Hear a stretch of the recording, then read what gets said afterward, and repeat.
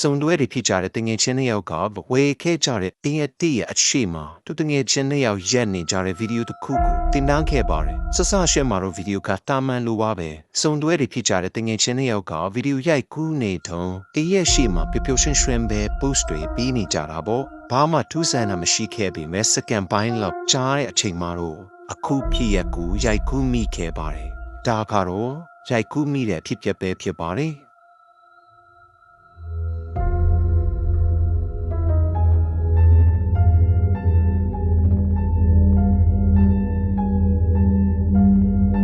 စုံတွဲနှစ်ယောက်ရဲ့နောက်မှာတယောက်ယောက်ဒါမှမဟုတ်